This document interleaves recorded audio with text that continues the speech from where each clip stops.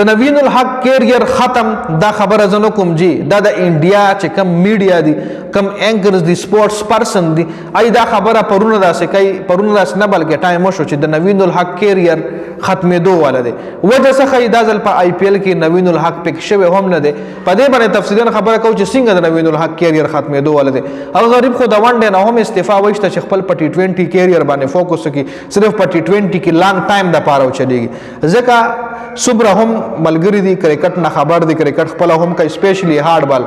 د فاست بالر چې کم عمر وی کنه از کرکټ په کرکټ کیریئر د فاست بالر ډیر زیات کم وی فاست بالر ټایم زیات نه زیات 15 کاله شپږ کاله چې ډیر ټایم شي دیش په ګوه کاله په پیک کې چری هغه نه پس د دغه ریدم ختم شي د نه پس دغه پیس ختم شي رن اپ کې لک چینج راشي او دغه پیسه غرنوزي مطلب مې د خبره دار چې د فاست بالر دومره کرکټ نه وي یو بیټسمن یغه 10 15 سالم گیم کول شي خو فاست بالر 10 15 سال پورې گیم نشي کوله صرف پر کرنٹ ایرا کې لکه زمونږ په ټایم کې د اسمره هم زمونږ عمر کې وسلکان دي او د کرکټ ګوري نو صرف یو جیمز اینډرسن د انګلند فاست بالر چې تقریبا اوس په 42 سال ایج کې هغه ریټایرمنټ وایستو او هغه تقریبا 10 سال نم زیات گیم وکړو داغه پیس کې به کیمرا غلی خو داغه چې کم سوینګ بال او ان سوینګ او اوټ سوینګ سپیشلی په ایشز کې باغه د استرالیا د بیټسمنانو تبعی کوله صرف هغه یو فاست بالر ما کتل خیر په نوین الحق باندې په دې ویډیو کې راځو چې د میډیا د انډیا میډیا په هغه حواله سره ولې دومره نیگیټیو ریپورټینګ جاری کړي صرف په آی پی ایل کې ویرات کوهلی سره معمولی تکرار باندې هغه د نوین الحق کیریئر ختم کو ای وای چې نوین الحق دادل په آی پی ایل کې پک شوی هم ځکه نه دی چې د په تیر شوی سیزن کې ویرات کوهلی سره خلا واخلې و ابل سیزن کې تیر شوی کې نه غینه مخ کې چې کم سیزنو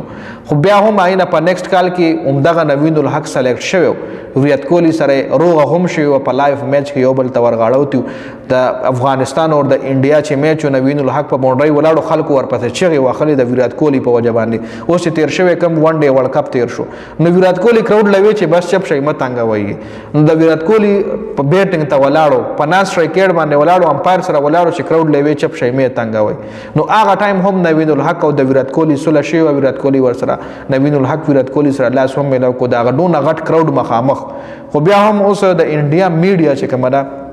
دا خبره جاری کړې ده چې د نوین الحق کیریئر آی پی ایل کې د ویرات کوهلی سره په جګړه باندې مطلب دا دی کنه صاف سټریټ فارورډ خبره مقصد دا دی چې د انډیا کې لاړې سره په آی پی ایل کې خلا مو هرو راکتا کې ډیرم ټیلنټ کنه قدر باندې چکی وای کې قدر پسې چغي وای قدر سرار سکای بس سرخ کا تکو روانه غته بدمعشي باندې کې کچر خپل کیریئر په آی پی ایل کې غواړي یا کچر خپل لانګ ټایم د پاره په آی پی ایل کې تلل غواړي پیسې ګټل غواړي نو بیا بر دغه انډوانو دغه انډینو بدمعشي وړي صفا مقصد دار دغه میډیا نوین الحق منم چې ویرات کوهلی ته په خپل کور کې د خپل کراود مخامخ تاسو به کتلی وی کلیپ چون کې زده کاپی رائټ ایشو په وجه باندې تاسو سره شیر کول نشم سترو کې سترګې ور کړو خو برن دی ولګ نه پس چې کله میچ ختم شو کې لړیان یو بل سره ملاویدل نو لاسته ورته د کم ورکا خص ټریډ خص سخت الفاظو کې ولا نوین الحق ویرات کوهلی په انډیا کې د انډیا کراود مخامخ جواب ورکړو په هغه میچ کې گوتم گمبھیر هم راغله او د نوین الحق سایډ ایشتل او ویرات کوهلی سره هغه هم خلاواله خو د گوتم گمبھیر او د ویرات کوهلی خو ډیر ټایم نه لګیدا اوس ما گوتم گمبھیر